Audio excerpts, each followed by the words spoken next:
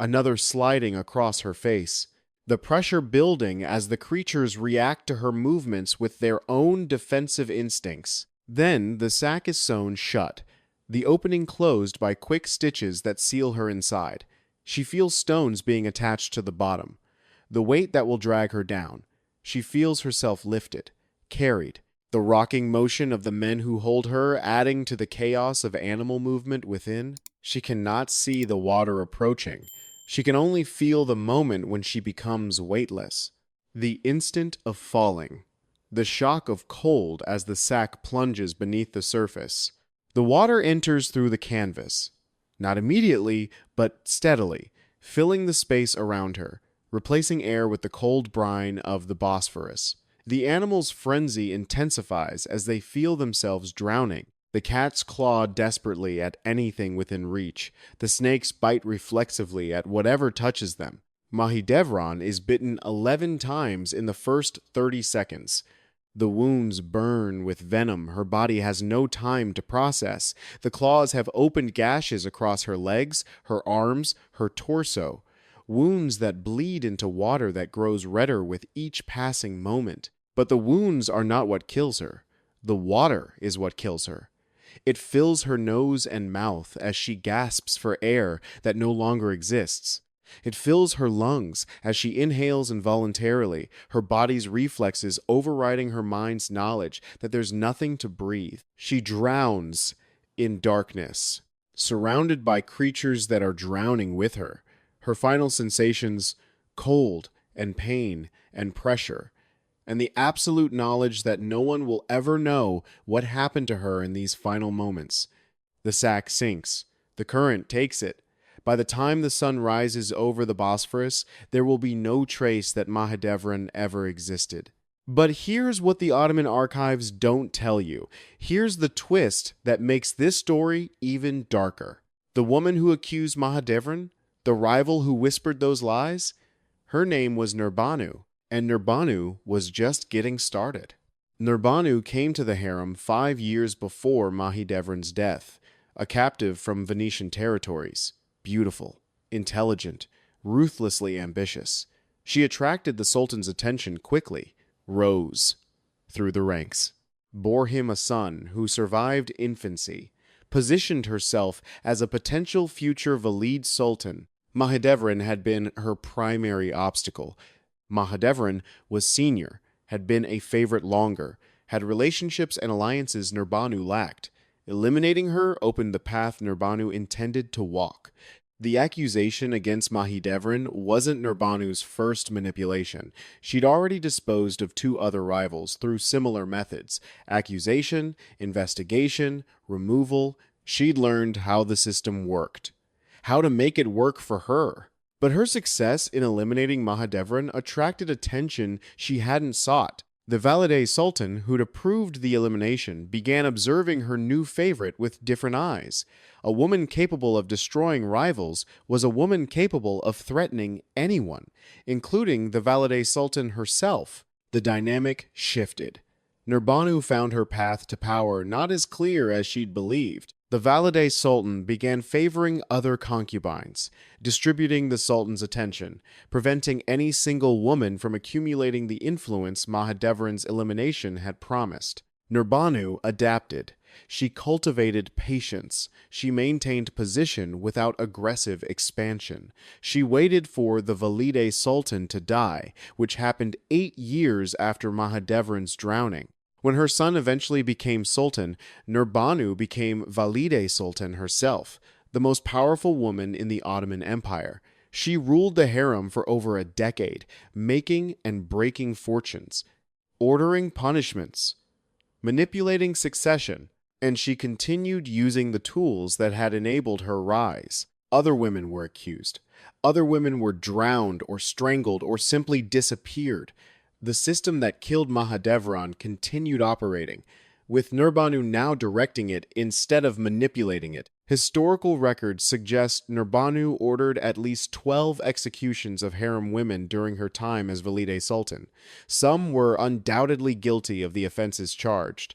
Others were almost certainly innocent, victims of the same political calculations that had destroyed Mahidevran. Nurbanu's own end came through natural death, or possibly poison. The records are unclear. She died in 1583, having outlived her son and seen her grandson take the throne. She was buried with honors appropriate to her rank. Her crimes concealed beneath the dignity of state mourning. Mahidevran received no such burial. Her body was never recovered from the Bosphorus. No tomb marks her existence. No historical record preserves more than fragments of her story. This was the truth the Ottoman system created. That innocence was irrelevant, that guilt was determined by power rather than evidence, that women lived and died according to calculations that had nothing to do with their actual behavior. But the sack drowning wasn't the only method. Let me show you the others. The silk bowstring was reserved for women of royal blood. The Sultan's legal wives, his sisters, his daughters. This method involves strangulation administered by mute executioners who couldn't reveal what they'd witnessed. The victim was typically drugged beforehand, then strangled quickly. Pressure on the carotid arteries, causing unconsciousness within seconds. Death within minutes. The bowstring was considered more honorable than drowning. Quicker, less painful, left the body intact for proper burial. Legal wives who were convicted of infidelity typically faced this death rather than the sack. But conviction of a legal wife was rare. The political implications of executing one were severe enough that such actions required extraordinary justification. Then there was the mass purge. The most dramatic example came during the reign of Sultan Ibrahim, known to history as Ibrahim the Mad, who ruled from 1640 to 1648. Ibrahim's mental instability led to behavior even his contemporaries found excessive. On one occasion, he reportedly ordered the execution of all 280 women in his harem, having them drowned in the Bosphorus en masse. Only one woman survived, rescued by a passing ship, her testimony providing the historical record of what occurred. Can you imagine that? 280 women, sewn into sacks, thrown into the water, all in one night, the Bosphorus running red with their blood, the screams echoing across Constantinople. This episode was exceptional, an act of madness rather than policy, but it demonstrated what was possible within the system, what authorities the Sultan possessed, what limits existed only through the Sultan's own restraint or sanity. The women of the harem lived always with the knowledge that such purges could happen, that their lives depended entirely on the disposition of a ruler who might lose that disposition at any moment. But here's what kept the system running for 5 centuries. It wasn't just the executions, it was the witnessing. When a woman was condemned for infidelity or other serious offense, the other women of the harem were assembled to watch. Sometimes this meant observing a strangulation in the harem itself. Sometimes it meant watching a condemned woman being led toward the waterfront, her fate clear even if the actual drowning occurred out of sight. The purpose was explicitly terroristic. Ottoman administrators understood that controlling hundreds of women required more than physical barriers. It required psychological control, the internalization of rules, the self-policing that came from genuine fear of consequences. A woman who'd watched another woman sewn into a sack and dragged toward the Bosphorus would think very carefully before taking any action that might result in similar treatment. She would police her own behavior. She would watch other women for signs of forbidden behavior, because reporting such behavior demonstrated loyalty, while failing to report it might suggest complicity. The system created an environment where every woman watched every other woman, where friendships were dangerous because friends might become liabilities, where rivalries were encouraged because rivals could be trusted to report each other. What does it mean that such a system existed for 5 centuries? It means that civilization and cruelty are not opposites, they're companions, often expressions of the same dynamics.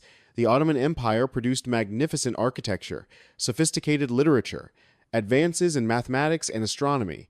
It also produced the sack and the bowstring, the mute executioners, the Bosphorus full of bodies. Both were Ottoman, both were real, both were products of the same system. The women who suffered within the harem weren't incidental to Ottoman greatness.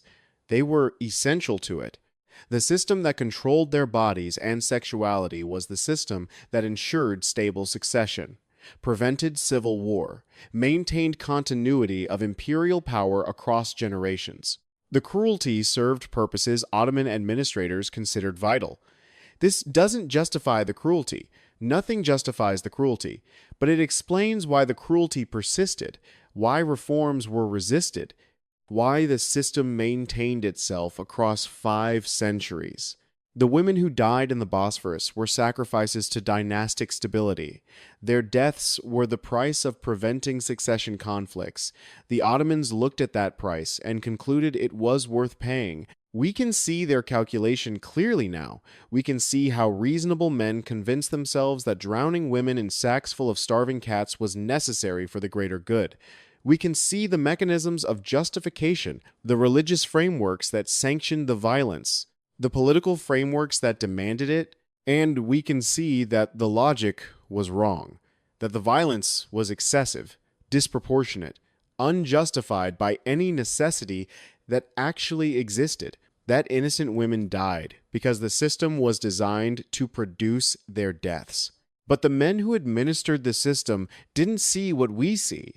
They saw necessity where we see cruelty. They saw justice where we see murder. They saw preservation of order where we see destruction of lives. Here's my final question for you. What systems do we maintain today that future generations will regard with similar horror? What practices do we accept as normal that will be condemned as barbaric by those who come after us? Remember Mahidevran.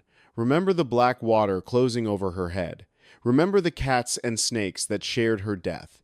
Remember the innocents that saved nothing. Remember Nirbanu, who ordered her destruction and rose to power over her body. Remember that perpetrators often thrived while victims disappeared without trace. Remember that this was civilization. This was empire. This was the heart of a realm that considered itself the greatest power on earth. Remember what civilization has sometimes meant. The women of the Ottoman harem cannot answer these questions. They're gone. Their voices silent. Their suffering preserved only in fragments.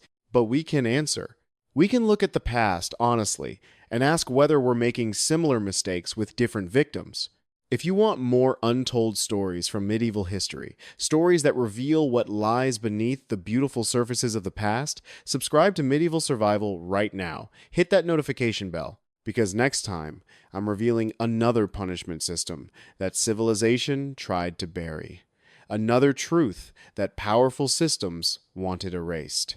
And trust me, it will make this look merciful by comparison. The names are still waiting. The truth is still buried, and we're going to dig it up.